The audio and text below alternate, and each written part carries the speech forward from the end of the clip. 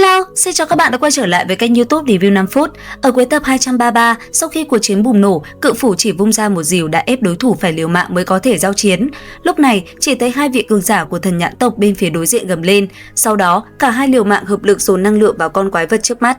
Tức thì, con quái vật bùng lên một tiếng thét chói tai, rồi đánh ra một chảo xé rách hư không, lao thẳng về phía cự phủ mà công kích.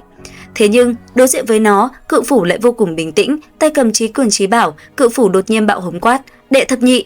Ngay khoảnh khắc tiếp theo, trong không gian xung quanh ông bỗng hư không xuất hiện 12 hư ảnh cự phủ.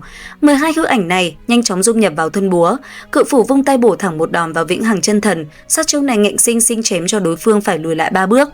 Đến tận lúc này, hai kẻ bên phía thần nhãn tộc mới chợt bừng tỉnh, cây rìu trong tay cự phủ lại chính là một kiện chí cường chí bảo, bọn chúng thực sự bị cự phủ dọa cho toát mồ hôi lạnh, nhưng vẫn cố tỏ ra cứng miệng, không xem đối phương là gì. Rất nhanh, hai tên kia liền tung thêm một kiện chí cường chí bảo là tinh thần thủ, kết hợp cùng bí pháp giúp vĩnh hằng chân thần hoàn thành quá trình tiến hóa. Thấy vậy, cự phủ chỉ bình thản hô lên, đệ thập tam. Tức thì 13 hư ảnh cự phủ khổng lồ lại xuất hiện. Dù trong lần va chạm này, cự phủ có hơi rơi vào thế hạ phong, nhưng ai mà ngờ được cự phủ vẫn còn giấu chiêu sáng thế.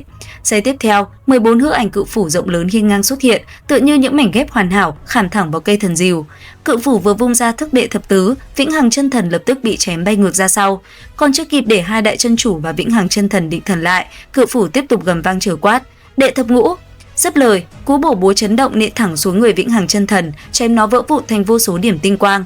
Đệ tam chân chủ nhận thấy tình thế chuyển biến xấu, liền lập tức lấy ra hai món chí cường chí bảo của chính mình, lần lượt là tinh thần quốc độ và tinh thần thủ. Cộng thêm món chí cường chí bảo vốn có đệ lục chân chủ là bích nhãn thần quang.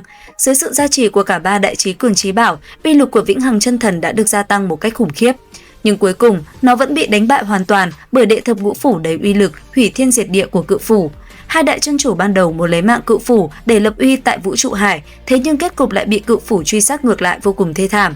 Cuối cùng, bọn họ buộc phải giao ra 3 món chí bảo cực phẩm đỉnh phong mới có thể đổi lấy một con đường sống.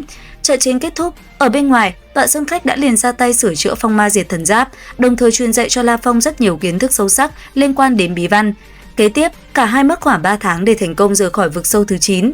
Sau khi thoát ra ngoài, La Phong không lập tức công khai thân phận thật mà cải trang thành liệt kim chí chủ để lang bạt khắp vũ trụ chu. Chớp mắt một cái, anh đã phiêu bạt tại đây suốt 620 năm.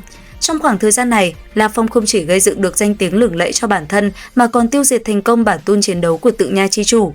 Đồng thời, anh tự mình sáng tạo ra bí pháp công kích liệt kim và đoạt được một kiện chí bảo lĩnh vực đỉnh cấp mang tên Hỏa Giới. Lúc này, nhờ sở hữu phong ma diệt thần giáp, tầng bí văn thứ 3 cùng bí pháp mạnh nhất, La Phong đã nắm giữ thực lực ngang tầm vũ trụ chi chủ cấp 4 đỉnh phong. Nếu có thể chính thức đột phá lên cảnh giới vũ trụ chi chủ, địa vị của anh sẽ ngang hàng với sư phụ Hỗn Độn Thành Chủ. Để rèn luyện ý chí của bản thân, La Phong một mình tìm đến Thông Thiên Ma Trụ trong vũ trụ chu. Việc tu luyện ở đây suốt 1 vạn năm thì bên ngoài cũng chỉ mới trôi qua khoảng 1 năm. Chẳng bao lâu sau, La Phong tiến vào không gian cột đá thạch trụ và gặp được Yến Ưng chi chủ thuộc Hồng Minh. Sau khi nghe Yến Ưng chi chủ giới thiệu chi tiết về tình hình nơi đây, cả hai cùng nhau đi tới thạch trụ Văn Đen số 2. Tuy nhiên, nơi này lại là điểm tập trung đông đảo các cường giả hàng đầu, nổi bật trong đó là Kính Diễn chi chủ của thần nhãn tộc đang tọa thiền tu luyện. Cần biết rằng, Kính Diễn chi chủ là đệ tử chân truyền của đệ nhất chân chủ, cực kỳ giỏi công kích linh hồn cùng các loại huyễn thuật mê hoặc. Hắn còn sở hữu kính quang kính, một kiện chí bảo có thể sánh ngang với phong ma diệt thần giáp, mang chiến lực vượt xa vũ hồn chi chủ trước đó rất nhiều. Ban đầu, La Phong không muốn nảy sinh xung đột với Kính Diễn chi chủ, nhưng thân phận của anh nhanh chóng bị những người xung quanh vạch trần. Nhận ra La Phong, Kính Diễn chi chủ vì muốn báo thù cho Cưu Kiếm chi chủ đã bỏ mạng nên lập tức ra tay tấn công dữ dội. Thế nhưng điểm mạnh nhất của Kính Diễn chi chủ chỉ nằm ở công kích linh hồn, còn công kích vật chất cao nhất cũng chỉ đạt trình độ cấp 4, thậm chí còn thua kém La Phong. Bản thân La Phong vốn đã có ưu thế bẩm sinh trong việc kháng lại công kích linh hồn, huống hồ anh còn sở hữu sức phòng ngự kép kịch riêng từ phong ma diệt thần giáp và tinh thần tháp.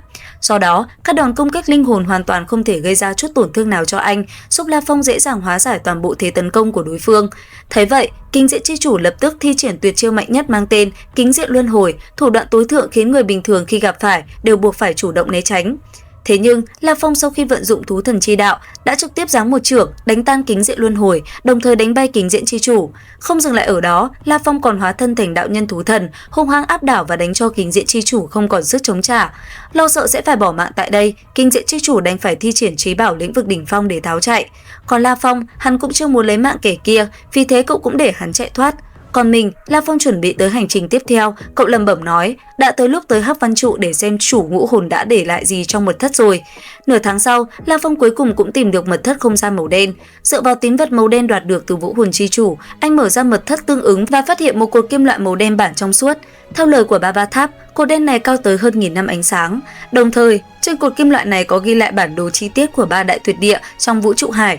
Đồng thời, chỉ ra một con đường an toàn để tiến vào không gian tín vật thanh sắc. Điều này làm La Phong vui sướng vô cùng. Đến đây thì hết tập 234 Thôn Vệ Tinh Không. Theo dõi kênh YouTube Review 5 phút để biết thêm chi tiết trong tập tiếp theo các bạn nhé. Xin chào và hẹn gặp lại.